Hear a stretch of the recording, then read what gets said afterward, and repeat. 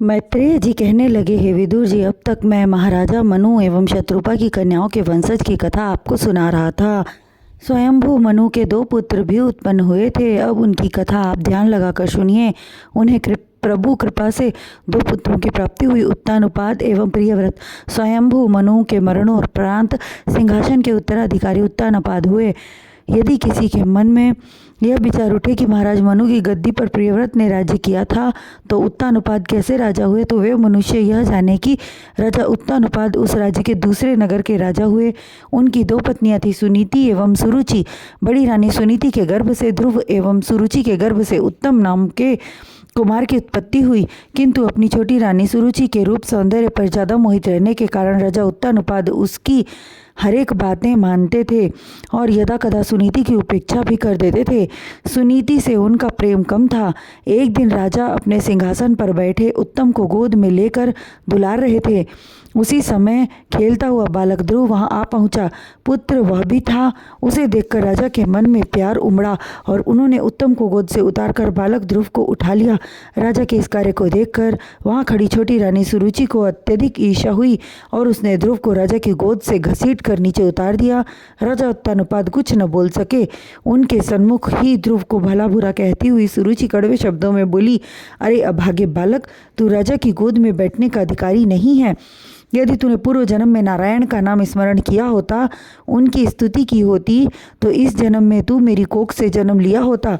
तब तुझे राजा की गोद की प्राप्ति होती। तू इस जन्म में राज्य सिंहासन पर नहीं बैठ सकता। छोटी माता सुरुचि की कटुवाणी सुनकर 5 वर्षीय बालक ध्रुव का मन घायल हो गया। वो रोता हुआ अपनी माता सुनीति के पास जा पहुंचा। उसे रोता हुआ देख सुनीति ने उसके रोने का कारण पूछा। तब वह बोला, हे माते, मैं खेलता हुआ पिताश्री के पास पहुंचा। मुझे देखकर उन्होंने मुझे प्रेम पूर्वक उठाकर अपनी गोद में बिठा लिया, किंतु कहकर वह सुबकने लगा। तब सुनीति बोली, किंतु क्या बेटा? तब वह सुबकते हुए बोला, छोटी माँ ने मुझे पिताश्री की गोद से नीचे उतार दिया और फटकार कर कहने लगी कि तू राजा की गोद में और राज्य सिंहासन पर बैठने का अधिकारी नहीं है, तथा मुझे डांट कर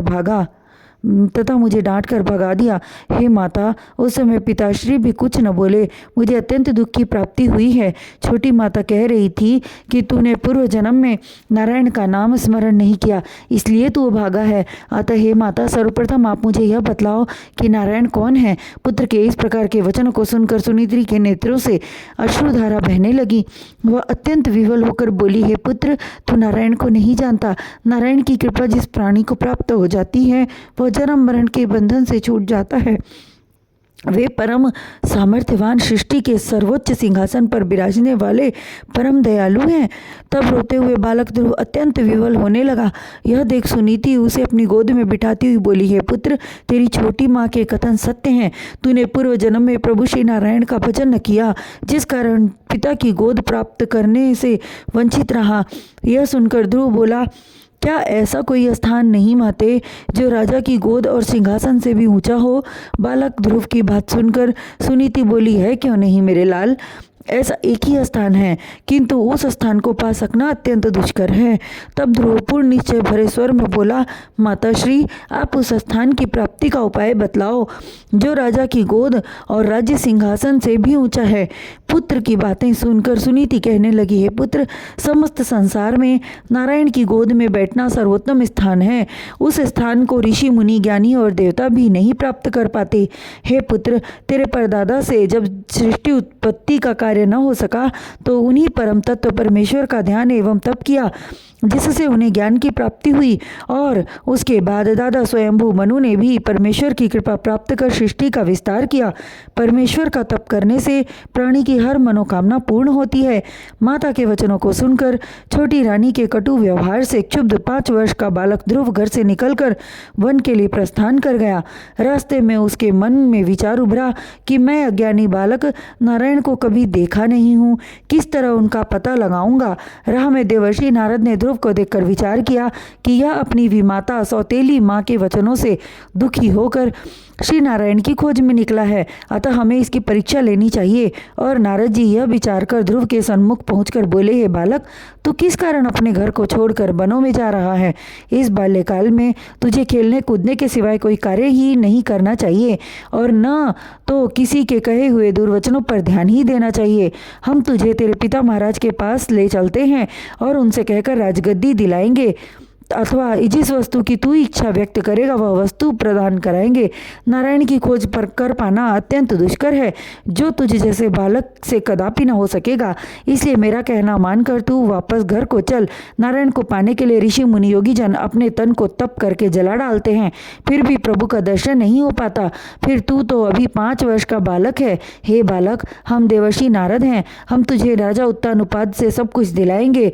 नारद जी के वचनों को सुनकर ध्रुव ने विचारा कि नारद के बारे में माता के मुख से सुना हूँ कि ये नारायण के परम भक्त हैं। यह जानकर ध्रुव ने नारद जी को दंडवत प्रणाम किया और विनयपूर्वक बोला, हे स्वामी, आप तो नारायण जी के परम भक्त हैं, अतः प्रभु के चरणों तक पहुँचने के लिए मेरी सहायता कीजिए और यह भी जान लीजिए कि मैं जब तक प्रभु के दर्शन नहीं पा लूँगा, उनकी गोद में बैठ नहीं लूँगा, तब तक मैं वापस लौटकर घर नहीं आऊँगा।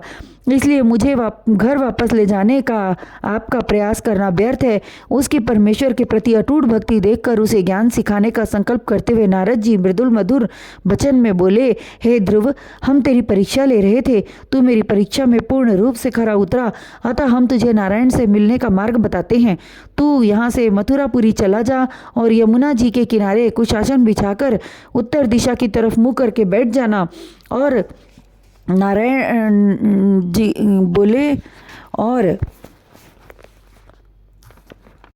और नारायण का ध्यान करना, नित्य यमुना जी में स्नान करके शुद्ध मन से स्तुति करना। त्रिलोकपति श्री हरि नारायण 8 प्रहर वहाँ रहते हैं। उनका स्वरूप अत्यंत सुंदर है। उनका दर्शन करके तुम जन्म जन्मांतर के पापों से मुक्त हो जाओगे और फल फूल धूप एवं जल से धूप दीप कर उनका ध्यान करना। इस प्रकार बालक ध्रुव को ज्ञान का उपदेश देते हुए नारद जी ने ओम नमो भगवते वासुदेवाय नमः का मंत्र उसे बतलाया तथा अल्पाहार करने की शिक्षा दी।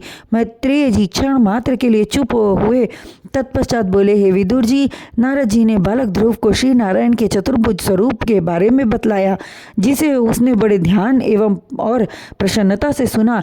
तत्पश्चात वह बोला, हे देवर्षि, आपने प्रभु को प्राप्त करने का सहज मार्ग बतलाकर मुझ पर महान कृपा की, अन्यथा मैं अज्ञान बालक उन्हें घर घर गांव गांव में ढूंढता फिरता। यह कहकर उसने नारद भगवान को दंडवत प्रणाम किया और उनके कथनानुसार मथुरापुरी के लिए प्रस्थान कर गया।